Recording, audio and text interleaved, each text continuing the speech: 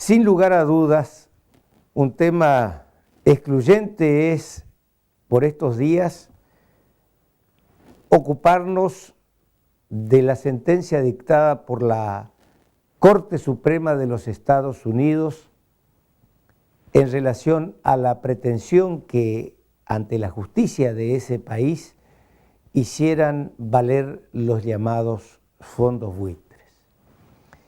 A propósito de este tema, creo que es de interés precisar de qué estamos hablando. En su momento, el Estado argentino contrajo deuda y esa deuda la documentó en bonos.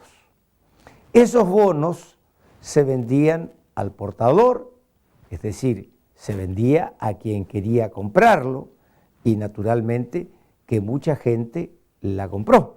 Era deber del Estado argentino, cuando vencían esos bonos, rescatarlos.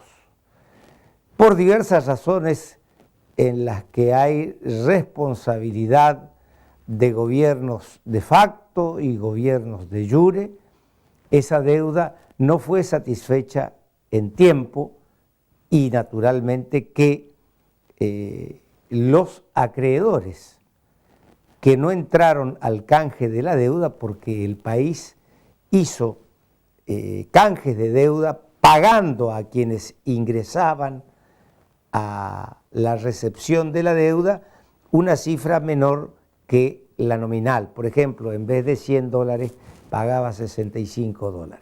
Pero hubo algunos titulares de deuda con la Argentina, un 7%, que no ingresaron al canje de deuda y exigieron el pago de la totalidad de lo adeudado por nuestro país.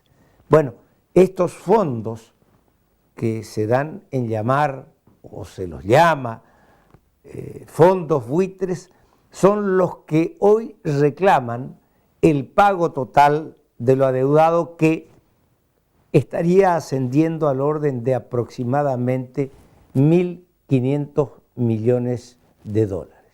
Pero el problema no está solo en esa suma. Lo decía ayer la Presidenta de la Nación, está también en el hecho de que hay otros tenedores de títulos de la deuda argentina que en conjunto estarían están siendo acreedores de la República Argentina en aproximadamente 15.000 millones de dólares. Y naturalmente que si se pagara la totalidad a estos que nos ganaron el juicio, los otros demandarían análogo trato. ¿Qué es lo que ha pasado acá? Bueno, yo entiendo muy poco de economía, apenas sé algo de derecho, pero las reglas que gobiernan el mundo de este tiempo demuestran que cuando existe una obligación en el plano internacional, y mucho más con fondos que están protegidos por gobiernos, como ocurre, no me cabe duda, con estos fondos, hay que pagarla. Creo que en la República Argentina hubo impericia, mala praxis por parte de este gobierno, porque en los tiempos en que estábamos en condiciones de negociar la deuda, no lo hicimos. Y ahora el margen de negociación, el margen de lo que podemos dar es muy pequeño. Además, el discurso presidencial de ayer sorprende, porque la presidenta dice que no le sorprendió lo que pasó. Pues señora presidenta, si usted no se sorprendió es porque sabía lo que iba a pasar. Y si sabía lo que iba a pasar, su misión como presidenta de la nación era ir delante de los hechos y negociar esta deuda. Desafortunadamente, esta deuda es deuda de los argentinos. La vamos a pagar todos los argentinos, más tarde o más temprano.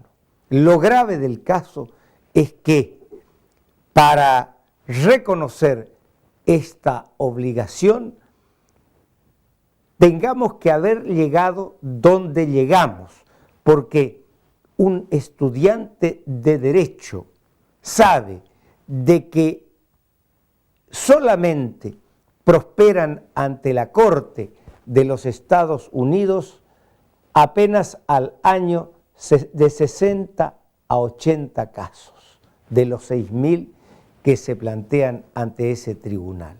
Y entonces la consecuencia era cantada, excepto para el gobierno nacional que se lanzó en una campaña haciéndonos creer que el resultado iba a ser favorable.